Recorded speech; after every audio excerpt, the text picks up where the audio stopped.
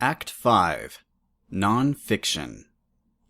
So, Twilight said, looking up at the chalkboard, we agree that we have to go back to the manor? Rainbow turned away from the window and the night outside to look at Twilight. Yep, location of death significant. Twilight marked a little cross next to the location of death significant heading, under which was the largest amount of tally marks. Plus, Rainbow added, we keep dreaming about the manor. We do, Twilight said, then turned her attention back to the board. We should go back there at the same time new entries appear in the diary. That's... She scanned the categories of common themes in ghost stories with a floating piece of chalk. Repetition of supernatural phenomena at specific times. Yeah. Twilight marked it with a cross. And when that happens, we'll get the final piece of information we need to help the ghost cross over. Twilight put a third cross next to protagonists must help ghost cross over. Based upon the numerous references to the importance of completing her potion experiment and how often she focuses on the basement at the manor, I think it's a safe bet that Winthrop Marsden needs us to let the world know about what she discovered. Rainbow? Yeah, that sounds right. Rainbow was looking out the window again. In truth, she did not think that sounded completely right. She was thinking of how the gardener factored into the story. Winthrop Marsden wrote a lot about him, too, about watching him from her study, about thinking of him when she was toiling away in the basement. He was a big factor in all three versions of the ghost story surrounding the manor, and once or twice, Rainbow had dreamed she was wearing a broad, straw hat, the kind a farmer might have worn a generation or two ago. He had a part to play, Rainbow was sure. Rainbow? And what about the roses? How did they... Rainbow! Rainbow snapped back to the library. Twilight was giving her a look. Some frustration, a little concern. I asked if you were ready to go. Oh. She shook her head a little, as if to clear it of stray thoughts. I am. I'm ready.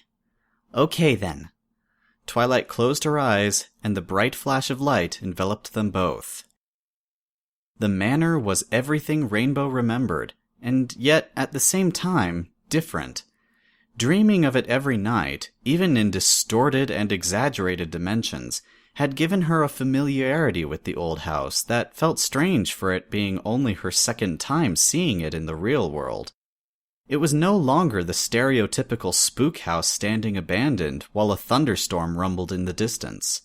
Now, it seemed to be waiting for them, calm and patient in the still night, welcoming them in. It was just a house, it would say if it could speak to them in direct words. There's nothing dangerous in here. Nothing dangerous at all. A chill ran up her spine that had nothing to do with the cold night air. A nervous, panicky voice spoke up in her mind. You could just leave. There's no reason to be here, it said, and Rainbow tried her best to ignore it. Ready? Twilight asked. Yeah, Rainbow replied. She hoped it wouldn't be too obvious of a lie. Twilight dropped the diary in her saddlebag. Let's go. They walked between the wide path that split the two halves of the front gardens. Rainbow's eyes moved between the naked trees and dead bushes, searching for anything out of the ordinary. Her gaze flicked to Twilight, who seemed to be focused on the front door of the manor and nothing else. So, Twilight, Rainbow said, not wanting there to be silence when they entered. Nervous? A little, she said, although she didn't sound it. We could be on the edge of discovering something no pony's ever seen before. Who wouldn't be nervous? Oh, it was that kind of nervous. Yeah, she agreed with a shaky breath, following Twilight into the entrance room with the grand staircase. I mean, it's not like we'll actually see a ghost like in a story. Some kind of resonance, maybe. Something that's left an imprint in the world. But not a glowing transparent pony with chains on or anything. It might be that you won't notice anything at all. The panicked voice came to life again, clanging about her head. She's not taking this seriously, it wailed. She read all those stories and she's still not taking it seriously. So, Rainbow said, thinking of how best to phrase her question, what do you think will happen when the last entry appears? I'm not sure, Twilight said, but it shouldn't be dangerous. There's nothing to worry about, Rainbow. Rainbow glanced back at the front door from the top stair. It wasn't too late to leave. It wouldn't be too late to grab the diary out of Twilight's saddlebag and slam it on the floor and hustle Twilight out the door. This was what the clammy voice in her head wanted to do. Instead, she kept pace with Twilight. Twilight wasn't taking the threat of dealing with a ghost seriously, so she had to. She certainly wasn't going to abandon her. Who was the expert here, anyway? Twilight needed her. There was a reason for her to be here. She hoped that reason would keep the nervous voice quiet. The small study was also unchanged. Desk in the center of the room, heavy black curtains shutting out the moonlight. Twilight carefully placed the diary where she had found it, opened it to the last revealed entry, and took a step back. Now? Rainbow asked. Now, I guess we wait, Twilight said. They didn't need to wait long. The glow came from the diary, a bright, pure light that equaled the light from Twilight's horn. A concentrated locus that was difficult to look directly at danced across the blank page, and in its wake came Winthrop Mareston's words. Rainbow stood beside Twilight to follow along as she read aloud. Is there value to a life unlived? If one becomes shut off from the world, never touches it with either spirit or flesh, can such an existence truly be called a life? Even if this manner of exile is undertaken with the noblest of intentions. There lies a crossroads. The path ahead is the life of solitude, and it is dark, but not unfamiliar. Odd that the dark should seem so comforting and safe. Laying across it is the path that leads to the rest of the world, its mess, its confusion, its many other occupants. Would it be a grievous undertaking to place a single hoof upon that crowded path? One could always find the way back. I tell myself this, yet I am not certain. So many things different tonight. The candles burn in rooms that are not the study. 2 places wait at the table that has been unused for many and many years. Drawers filled with knickknacks and baubles long forgotten have opened, closed, opened. So many niceties and little rituals to remember. It could all go so terribly wrong. Even if all were to go right, all could be ruined. Would it not be wiser to keep the gardener in the garden until... No. He is too persistent, too persuasive, too pervasive. One cannot continue to work under these conditions. Better to invite in ruin. Better to shine a light and wonder no longer of missed opportunities, of lives unlived. Afraid. Nervous. Afraid. As Twilight spoke, Rainbow found she could, for the first time, picture the pony that Winthrop Mareston had been. She could see her sitting at the chair in front of her, pausing to ink her quill and to think between sentences. This pony in her imagination didn't seem like anything to be feared, ghost or not. Rainbow suddenly felt like she was very familiar with her. This is the night when she invited the gardener in, Rainbow said to herself. I don't understand, Twilight said. There's nothing here. I was sure Winthrop Mareston's unfinished research was what was keeping her from crossing over. She turned to Rainbow. Did we do something wrong? No sooner had she spoken than there was a sound that echoed through the whole manor. Rainbow knew it right away. It was the door, banging open, then slamming shut. Twilight flinched and whispered, What was that? Rainbow wondered if Twilight had been expecting nothing to happen. She still didn't really believe they were dealing with a ghost, but Rainbow knew better. A strange feeling of calm washed over her as the hoof steps sounded downstairs across the polished floor and up the stairs. It had all come together in her mind. It all made sense now. It did not appear to have all made sense to Twilight. All the color had drained from her face. "Oh no," she moaned in a low voice. "Twilight, Rainbow tried to say, but Twilight cut her off. We were wrong, and Rarity was right." "No, it's the gardener," Twilight hissed. "It was never Winthrop Marsden. It was the gardener, and he's coming now." She gripped Rainbow's shoulders tight enough for it to hurt a little. The hoofbeats grew closer, louder despite there being a carpeted hallway leading to the tiny study. "Twilight," Rainbow said with all the force she could manage without shouting. "It's okay. It's not the gardener." "How can you know that?" Twilight was moving towards the door, all composure lost. "The diary." There were so many things she wanted to say, wanted to explain to Twilight. But the echoing hoofbeats were now sounding up the stairs, and there was no time to say them all. Rainbow blocked Twilight's path to the study door, looked into her frightened eyes, and said, "It will be okay. Just trust me." The door to the study opened with a stuttering creak. Standing on the other side was the figure of a pony. She was a pale, stark white. Rainbow could see the faint outline of the banister through her. This could only be Winthrop Marsden, or her spirit, or shade, or whatever you wanted to call it. Rainbow felt no fear. All of a sudden, she didn't feel like she was part of a ghost story anymore. It was like she was visiting an old friend. The ghost of Winthrop Marsden floated across the study, Rainbow and Twilight's heads swiveling with synchronized precision to follow her. She touched the open diary with a transparent hoof, and the pages glowed with the same pale light that was throbbing out of her like a heartbeat. She then floated back and gazed at Twilight and Rainbow. "I think we should go read," Rainbow said, and Winthrop nodded. Her movements were slow, her expression blank, but her eyes were sharp and alive.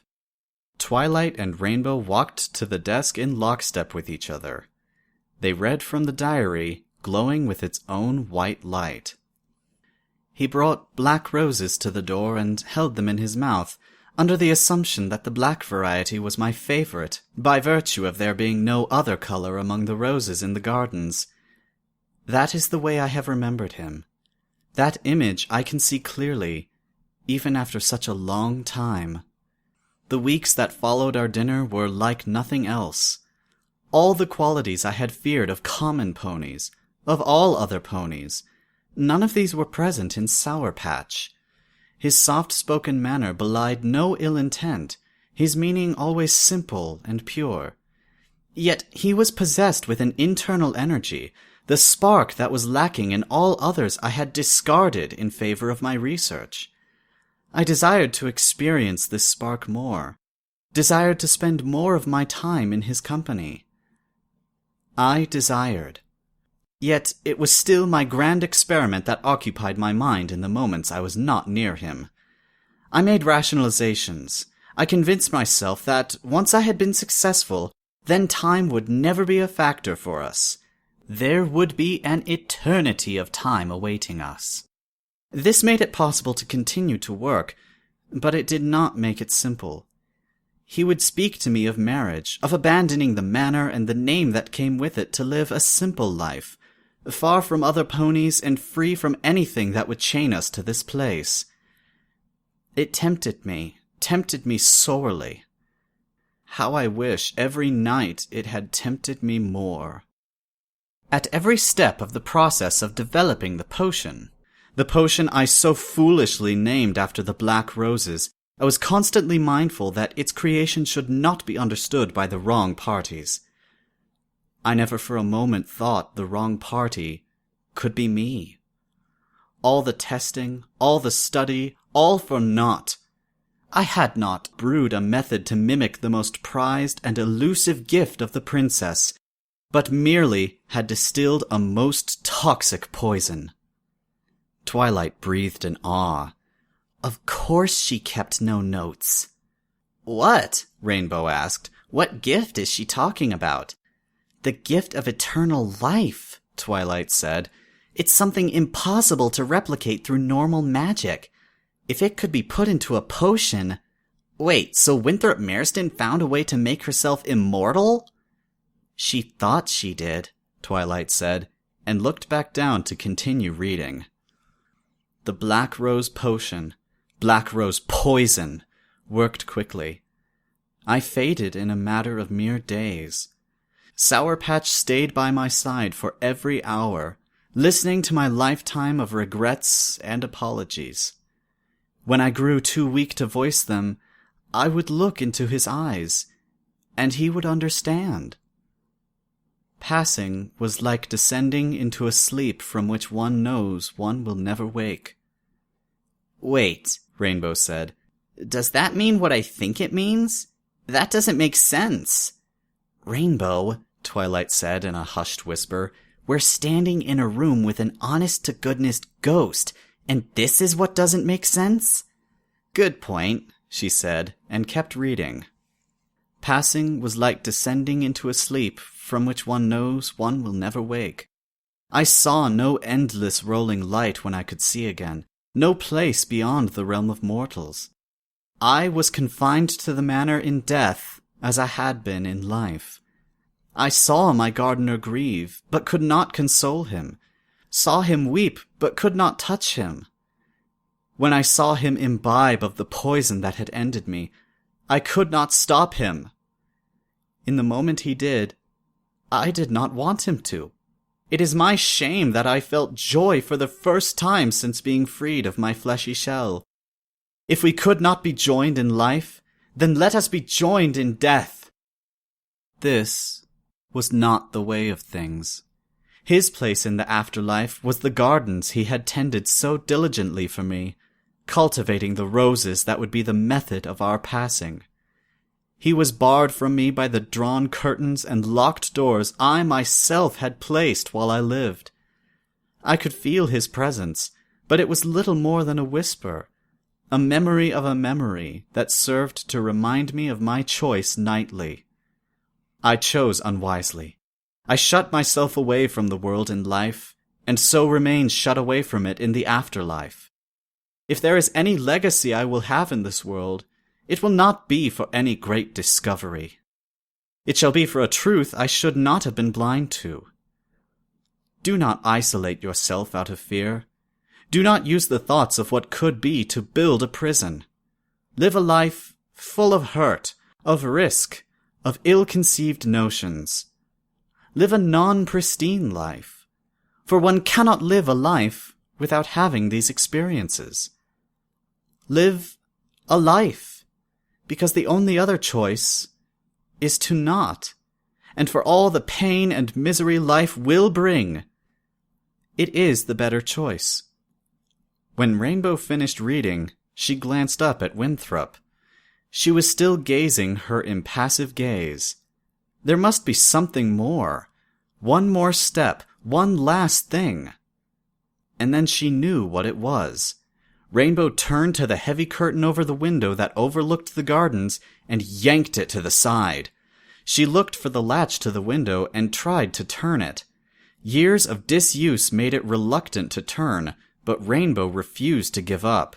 She put all the strength of her legs into getting that little clasp to move, and finally it snapped open with a clack. Rainbow flung open the study window and turned back to Winthrop. She was smiling. A single tear, glittering like moonlight, ran down her cheek. "Come on!" Rainbow shouted, rushing to the stairs. "We've got a lot of windows to open!" When the last curtain was torn back and the final window was forced open, the sun was lighting the sky from just beneath the horizon. "Are we done?"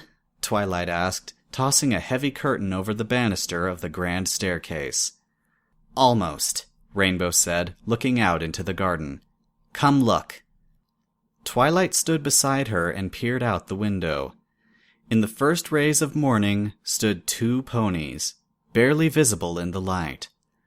One was Winthrop Mareston. the other a broad-shouldered stallion with a straw hat. They walked side by side into the sunrise, through trees and hedges, and slowly faded from view.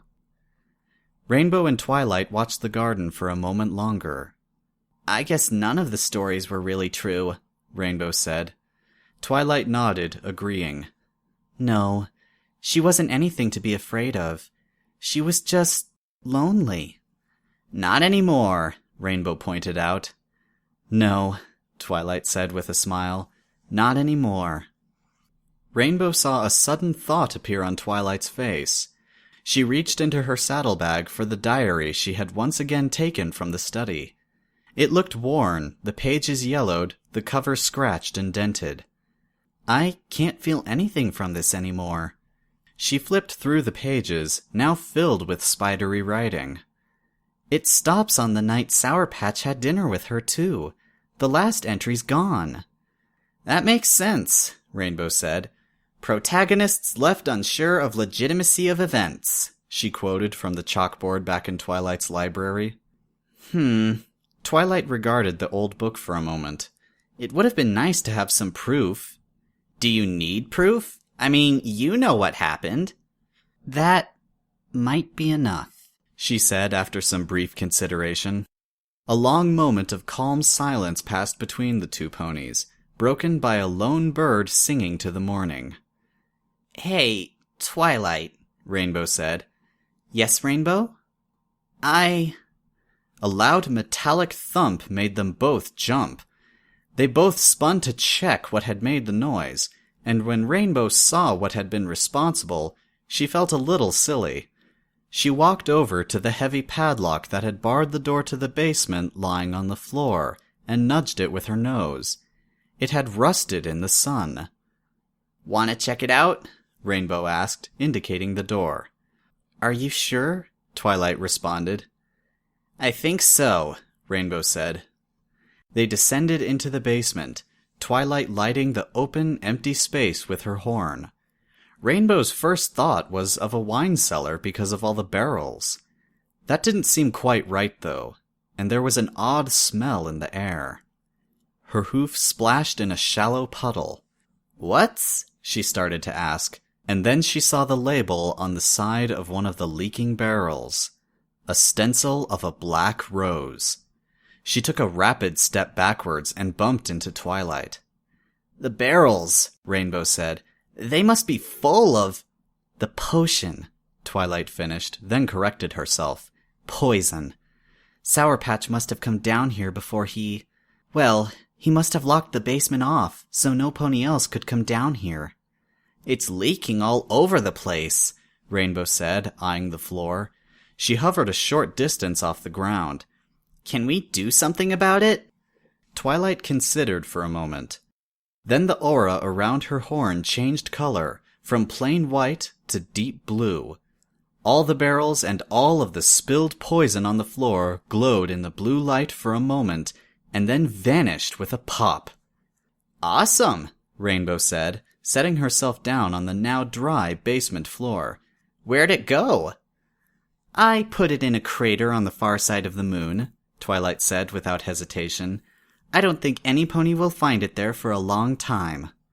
Rainbow laughed. "No, I guess not. Now maybe the garden will start to grow back." "I hope so," Twilight said. Rainbow looked at Twilight in the dim basement, her face lit by the soft glow from her horn. The memory of eating dinner and being unable to ask an important question came to her, strong as if she had been transported back to that moment. She looked into Twilight's eyes and found she had no trouble asking it now. It turned out there was nothing to have been afraid of.